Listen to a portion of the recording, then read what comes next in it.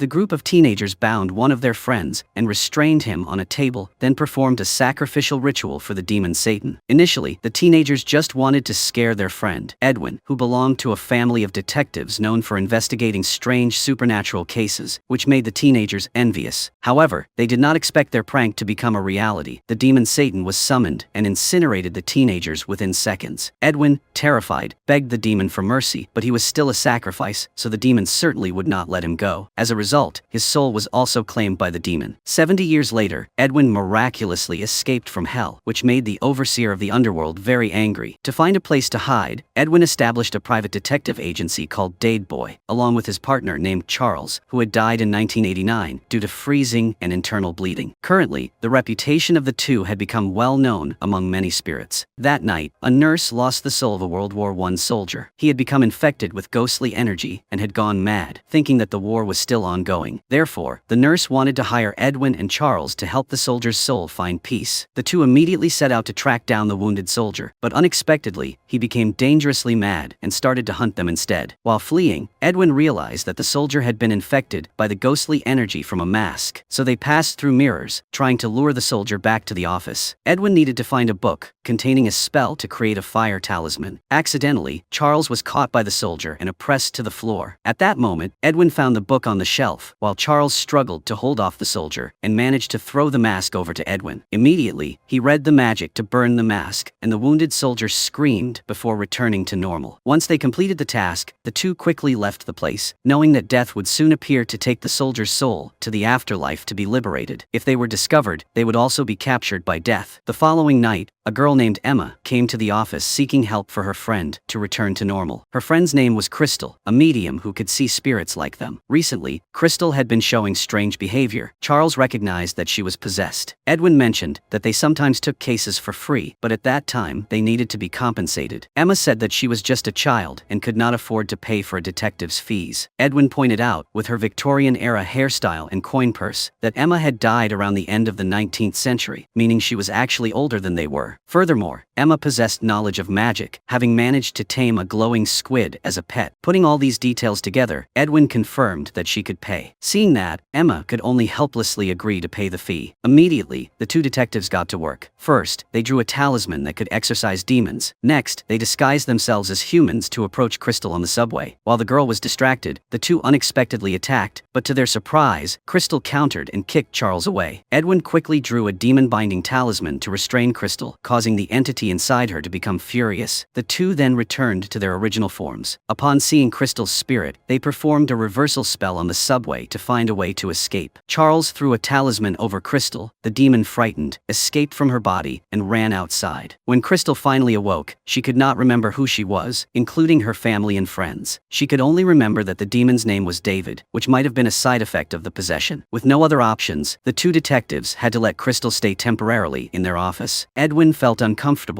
having a human there, while Charles was pleased, believing that their detective agency's reputation would now spread to humans as well. The next day, Edwin received a letter from the messenger of the underworld, who specialized in delivering news about significant events in the human world. Crystal curiously opened a letter regarding a missing person case. With her psychic abilities, she saw a little girl being held captive, along with a gigantic snake, in a place filled with extremely dangerous dark magic. They needed to rescue the girl quickly. However, the disappearance occurred in the United States, and they were souls. How could they participate in human affairs? Charles argued that Crystal could interact with humans, and since the disappearance was related to supernatural forces, it aligned with Edwin's forte. Thus, the three of them boarded a ship to cross the ocean to America. Previously, whenever Edwin and Charles wanted to go somewhere, they only needed to pass through a mirror. However, this time, they had to use human transportation because Crystal was with them. First, they needed to find an inexpensive place to stay. The owner of this place was a tattooed woman who worked as a fresh beef seller at a butcher shop. The room Crystal rented was quite spacious, and across from her was the room of another tenant named Nico. This girl radiated colorful animals and vibrant hues that caught Crystal's attention. To gather more information about the missing girl, Becky, Edwin, and Charles disguised themselves as police officers and visited Becky's parents, asking them to recount the day Becky was kidnapped. Taking advantage of this opportunity, Crystal used her psychic abilities to delve into the mother's mind. She saw that the police had found a pair of Becky's shoes left behind. Edwin immediately jumped into the mirror to retrieve the shoes from the police station. With this evidence, Crystal discovered that the last place the girl had gone was the house in front of them. However, the three of them could not simply barge in. Edwin asked a cat about the house's owner, and the cat informed them that there was a witch inside. After saying this, it left. Charles looked inside and saw a pot and a black crow on the stove, confirming that it was indeed the dwelling of a very evil witch. Edwin remarked that the witch would likely be able to see him and Charles and know how to eliminate them. Therefore, before they entered the house, they needed to gather more information about the witch. Suddenly, Crystal wandered into a dark and vast room, filled with enormous, grotesque eyes. It turned out to be an illusion created by the demon David. David said that he stole Crystal's memories because she was a person with very special abilities, and David longed to possess Crystal's body. Just then, Charles timely pulled her back to reality. Edwin realized that Crystal had just spoken with the demon, but she concealed this from the two of them. It turned out that 3 months earlier, in London, Crystal had met a handsome man named David. Unaware that he was a demon, she became entranced by his love and seductive words, allowing him to easily possess her body. This infuriated Edwin, who wondered why she could be so foolish. A psychic could not easily be possessed by a demon. However, they needed to investigate Becky's disappearance first. By chance, Edwin caught sight of the cat from earlier. He quickly took out a fish to lure it, and the cat fell into Edwin's trap. Unable to escape, the cat revealed everything to Edwin about the witch, whose real name was Esther. She specialized in kidnapping children to steal their youthful vitality. The next day, while the witch was away, the two detectives planned to break into the house to rescue Becky, while Crystal would stand guard outside. When the crow saw the two, it began to caw repeatedly. They immediately opened the cupboard, but found nothing inside, suggesting there was a hidden mechanism. Without delay, Edwin prepared to enter. However, a strong force suddenly pulled him down, revealing a vast magical space. Indeed, Becky was hidden there, and Edwin noticed many skeletons nearby, likely the remains of previous victims. Charles then lowered a rope and a magical backpack. Edwin quickly placed Becky into the backpack and grabbed the rope, while Charles used his strength to pull them both up. Just then, the witch returned and realized that the two boys were rummaging inside. Crystal was discovered and became very anxious. Seeing this, Esther blew a puff of smoke into Crystal's face, causing her to become paralyzed and fall to the ground. Charles immediately drew his wooden sword and rushed forward. Esther quickly grabbed an iron rod and struck a blow, as iron was the metal that was a natural enemy to the spirits. Edwin rushed over, but was easily taken down by Esther as well. Crystal then struggled to move and grasped Esther's leg, delving into her subconscious. She saw Esther's memories, which exhausted the witch. Edwin ran to support Crystal and helped her to her feet. Seizing the opportunity, Charles charged forward to take control of the witch's body. This action inadvertently alerted the underworld, as when a spirit possessed a human body, it created a supernatural conflict that drew attention. With no other choice, Charles slammed the witch's head against a pillar and then escaped outside. Because she was injured, Esther had to let the three of them go this time. She slammed the door shut behind her. Crystal then used her psychic abilities to erase the little girl's fearful memories and safely returned her home to her parents. After the staff checked the records, the overseer of the underworld identified that the source of the supernatural conflict was Charles and Edwin. Consequently, they immediately dispatched people to track down their whereabouts. While the three were planning to leave America, they encountered a group of cats blocking their way. At the forefront was the Supreme Cat King, the ultimate ruler of all felines. The three thought it was just an ordinary cat, but to their surprise, it could transform into a human. The Cat King intended to punish Edwin for using magic on the Chancellor's cat, which was considered an act of humiliation against the Cat Empire. The three intended to use force to fight the Cat King, but upon seeing the corpse lying on the ground, they changed their minds. They tried to negotiate with the Cat King, explaining that their actions were aimed at solving a case to save someone. However, he was not interested. If there was a crime, there would be punishment. The Cat King immediately cast Edwin into a bizarre illusion, using his muscular form to seduce Edwin, who of course refused. The Cat King lost interest and locked Edwin's hands with a bracelet, a curse that restrained Edwin, preventing him from leaving the town. If Edwin wanted to remove the bracelet, there were only two ways. One was to satisfy the Cat King's desires, and the other was to count the total number of cats living around there. This was the punishment for Edwin. When he returned to his room, Edwin tried to break the bracelet, but it had no effect. The landlord heard the noise and angrily rushed upstairs to scold him. Since the landlord couldn't see Charles and Edwin, he only scolded Crystal. The next day, Crystal accidentally saw Nico emitting an attractive color and then fainted. According to the doctor, it was just a symptom of dehydration, but the situation was far from that simple. Crystal used her psychic abilities and found that Nico's subconscious was filled with light and colors. At that moment, a messenger from the underworld came to deliver a letter to Edwin, announcing that there was an event nearby. A new magic shop had just opened. The two detectives immediately went to the shop to ask the owner to examine the bracelet. He recognized it as a seal that only its owner could break. To comfort Edwin, the shopkeeper gifted the two a jar containing the sound of the sea breeze. Meanwhile, Nico had regained consciousness, but suddenly vomited a colorful substance before fainting again. After a while, Nico woke up and walked out of the shop in a daze. People were drawn to her as she radiated vibrant colors. Crystal quickly ran out to calm Nico and brought her back inside. Edwin noticed that this illness was very strange and felt the need to consult books at their office in London. Charles immediately returned to search for medical literature related to Nico's symptoms. However, he couldn't find any books that addressed the issue. Edwin deduced that if Nico wasn't suffering from a common illness, it must be caused by a supernatural parasite. They needed to refer to a red book. Since Edwin was bound by the bracelet and couldn't leave the town, they had to rely on Charles. While looking through the notes, Charles felt disgusted. By chance, he discovered a type of dandelion fairy that, when it parasitized a host, would cause that person to exude colorful substances. This would lead to the host's body weakening, ultimately resulting in a burst of light and death. Edwin then told Crystal to be honest with Nico about everything. At that moment, she still couldn't see the spirit, and they wanted to know when she had started experiencing these strange symptoms. Nico explained that a week ago, she had gone into a nearby forest to find dandelion flowers, which, according to Japanese tradition, symbolized courage. However, when she arrived at a shrine, Nico fainted. Based on this clue, Edwin and Charles immediately went to the forest to investigate the shrine. Nico had carefully drawn a map for them to make it easier to find. Eventually, they discovered the shrine, beneath which was an ancient vase, surrounded by the skeletons of the victims of the dandelion demons. There was an inscription on the tomb, but Edwin was able to read it through a molecular lens. It stated that the minor gods here loved to consume human attention. However, they had been abandoned here for many years and were starving, so they had parasitized Nico, emitting colors that attracted the attention of others, feeding on them to gain strength. Only this vase could seal the dandelion goblins. Suddenly, the skeletons on the ground awakened, causing Charles to panic and smash the vase, taking the object inside and fleeing. Nico's condition had become critical, and the demons rose up, threatening Crystal to offer herself as a sacrifice for them, or Nico would be destroyed. Edwin and Charles returned, and first, they needed to lure the fairies out of Nico's body. They planned to use the jar that the shopkeeper had given them to capture the fairies by placing the substance they had just taken inside it. To draw the fairies out, Crystal had to use her own body as bait. Because she was a psychic with supernatural abilities, the demons were eager to possess her, and thus came out. As the fairies flew towards Crystal, Charles quickly caught them in the jar. After this, Nico recovered, and following this incident, she regained her ability to see spirits. The fairies, furious, cursed at everyone for having trapped them. On the other side, Esther learned that Edwin had fallen victim to the Cat King's binding spell and could not leave the town. This made it very difficult for her to continue her child abduction schemes. So, Esther plucked the feathers from the black crow, transforming it into an exceptionally handsome young man to approach Edwin and his group. At that moment, the messenger from the underworld appeared, bringing many letters. News of the happenings had spread throughout the town, and many spirits came seeking help. The case of the first ghost was that it was cursed by this painting. It kept growing younger, while he kept aging. Edwin advised him to simply rub turpentine on the painting to erase it, so the curse would come to an end. The second case involved a secretary who suffered from emotional disturbances, while another man experienced such severe headaches that it felt like his eyes might explode. Edwin used the excuse that they were not doctors and moved on to the next person. The next case was about a brother who continuously found grotesque body parts near the beach, leaving everyone feeling utterly helpless. Just then, another client entered. She recounted that in 1994, her brother-in-law suddenly went mad and killed her sister and two of her nieces. 30 years had passed, yet 2 weeks prior, she had visited that house and still heard screams. She believed that her sister's family might not have found peace yet, and hoped that Edwin's group could help her investigate and solve the case. This was a story that had occurred 30 years ago, and they were newcomers with no clues. Therefore, they needed to first learn more about the family that had been massacred in that house. The four of them decided to split into two groups. Crystal and Charles formed one group, while Edwin and Nico went to the library to search for information about the house. Just then, the man with the headache ran in and exploded, after which he finally felt better. Shortly after, Edwin disguised himself as an ant, blending in as an ordinary person. He and Nico borrowed a roll of documents about the massacred family. Crystal and Charles also sought information from the innkeeper, Jenny, who had been born there and knew a bit about that family. According to her, they had lived very happily until one night when the husband suddenly went mad and killed his wife and 2 daughters with an axe. Afterward, he took his own life with a gun. People speculated that the husband's madness and subsequent murders were due to jealousy. Information from the construction department indicated that the house would be demolished the next day. That night, the 3 of them immediately headed to the house to solve the case. As they entered, the lights suddenly turned on, and 3 family members were sitting watching TV in the living room. The husband appeared angry about something, and neither could hear nor see Crystal and the 2 detectives. At that moment, the husband took an axe and went outside, telling his wife that she dared to leave him for Hudson. After saying this, he brutally killed his wife and 2 daughters before going upstairs to take his own life with a gun. However, 2 seconds later, everything vanished, and the lights went out. Before the 3 could understand what was happening, the house suddenly lit up again, and the 3 family members reappeared, continuing to watch TV. Next, the husband came out with the axe and reenacted the scene just as before. It was then that Edwin realized they were in a time loop. The people there had been trapped and would repeatedly act out this scene from 1994 until the present day. There was a theory known as the ice theory, which stated that if a person was killed in a very painful and tragic manner, their emotions would emit a spiritual energy that could haunt an object. This energy had created a space that contained the souls in a loop. To free the 3 family members from their suffering, they needed to find this object and destroy it. Crystal suspected that it was a love letter from the wife, and it could have been the reason that drove the husband mad. Outside, 2 cats were observing Edwin's actions at the behest of the Cat King. Inside, the 3 were splitting up to search for the letter. Finally, Edwin also spotted it, while Charles discovered the diary of the daughter. It mentioned that the father had a very authoritarian nature and always monitored his children's every move, which made the daughter feel uncomfortable. Edwin also realized that this was not a love letter, but rather the acceptance letter from Hudson University for the daughter. It turned out that when the father said she dared to leave him for Hudson, he was referring to his daughter, not the mother. He didn't want anyone to leave the family, which is why he killed the 3 of them. Therefore, tearing up this letter would put an end to it. However, to their surprise, the scene continued to play out, with the father still wielding the axe to kill the 3 family members. Watching this scene repeatedly caused Charles to lose control of his anger. He had always hated those who committed domestic violence. So Charles took out his wooden sword and attacked the father, but the man blocked the strike and sent Charles into the loop as well. Now he could no longer see or hear Crystal and Edwin. In this critical situation, the 2 had to quickly find the haunted object. Otherwise, the souls there would become overwhelmed with emotion and be condemned to a dark void forever. Reflecting on the earlier details, the 2 noticed that the father was holding a remote control for the music player, which could be the haunted object. They immediately moved the cabinet aside and discovered a secret room hidden in the wall. Inside, there was a surveillance system with cameras monitoring every angle of the house. Thus, the haunted object was not the music player, but the videotape. However, they couldn't destroy it, as that would cause all the souls, including Charles, to vanish. At that time, they could only erase a part of it, and that was considered as breaking the loop. The 2 immediately placed the tape back into the machine. At that moment, a demon of misfortune appeared, drawn to the pain and negative emotions present in the loop. Unfortunately, Crystal was pulled into the otherworld by David, who tempted her to agree to let him possess her, claiming that he would help her eliminate the demon of misfortune. However, Crystal was not swayed. As long as she thought about something joyful, the demon would lose interest in her. Edwin had to work quickly to erase a segment of the tape himself. Indeed, the loop was broken, and everyone was freed. Crystal and Edwin then rushed downstairs to get Charles out, otherwise, death would have discovered them. The father, burdened by guilt, went upstairs and unfortunately became food for the demon of misfortune. Meanwhile, the overseer of the underworld was processing paperwork to travel to the living world to capture Charles and Edwin. However, her destination had not been specified, so the customs officer refused to stamp the pass for the underworld manager. Angered, she had to return to her office. At that moment, the 2 daughters who had been massacred arrived and were freed from their torment. They joyfully praised the 2 talented detectives for saving them from the cycle of suffering. This information caught the attention of the overseer of the underworld. The next morning, Edwin and Nico accidentally bumped into a young man named Monty. He introduced himself as someone passionate about astrology and mentioned that he had been in a traffic accident in the past, which allowed him to see spirits. After a few casual conversations, Monty showed showed a strong interest in Edwin, which Nico also noticed. The following day, Monty returned to the inn to get to know Edwin better. He brought along a lot of interesting materials about astrological phenomena that he wanted to study with Edwin. However, no one knew that Monty was Esther's black crow in disguise. While talking, Edwin also did not forget to count the number of cats. He then followed the cats to meet the Cat King. However, the number he counted did not match the actual number of cats in the town. The Cat King wondered why Edwin was so interested in helping spirits solve cases. Edwin explained that he wanted to correct wrongs and restore justice for everyone. The Cat King didn't believe it, so he cast a truth spell on Edwin's mouth, causing him to reveal the truth. It was then that the Cat King learned that Edwin wanted to accumulate merit, so that if he returned to hell in the future, he would have a reason to plead for mercy. After understanding the truth, the Cat King allowed Edwin to leave, but he still had to continue counting the cats. That afternoon, a spirit burst into the inn looking for Edwin and Charles to solve a case. He had lived in a lighthouse near the coast, but for some reason, 3 people had recently gone there to take their own lives.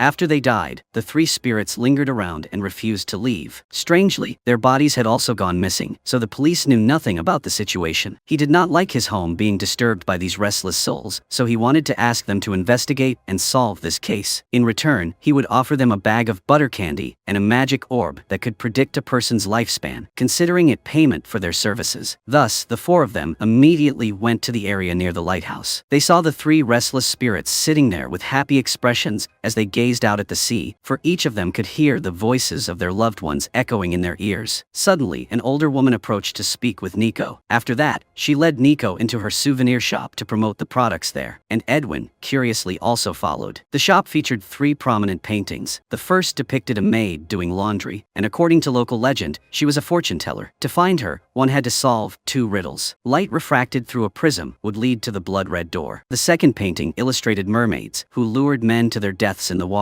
The most frightening painting, however, was of Lilith, the goddess of tormented women and blood magic. Notably, Lilith had a great fondness for witches. Meanwhile, Charles and Crystal were climbing the lighthouse in search of clues when Crystal suddenly heard her mother's voice calling from below. It was enchanting, making her want to jump down. Fortunately, Charles managed to snap Crystal out of her trance just in time. Edwin and Nico looked down and saw a light glowing beneath the surface of the water. The 4 of them decided to go down to investigate, but the light had vanished. By chance, Edwin picked up a red stone, and when he held it up to the sunlight, the 4 of them suddenly fell into an illusion and encountered the maid doing laundry. Crystal asked the maid how to regain her memories from the demon David. The maid replied as the ground trembled and the birds sang softly, telling her not to look far, but to look within. However, Crystal didn't understand at all. Edwin then asked the maid what had killed the people near the lighthouse. The maid answered that the water was filled with strange monsters, brought here by a storm from long ago. Now, they needed to be fed. Nico wondered if it was a mermaid, but the laundry maid said it wasn't. This thing was much bigger. Edwin realized it must be a sea monster, but they weren't sure how to kill it. The maid who was washing clothes replied that it played rhythm by rhythm until it got tired. Just after the maid finished speaking, everyone returned to reality. Based on Edwin's reasoning, it seemed they needed to tire the sea monster out before they could kill it. They immediately went to the magic shop to find something that could tire out the sea monster. Based on everyone's descriptions, the shopkeeper confirmed that the sea monster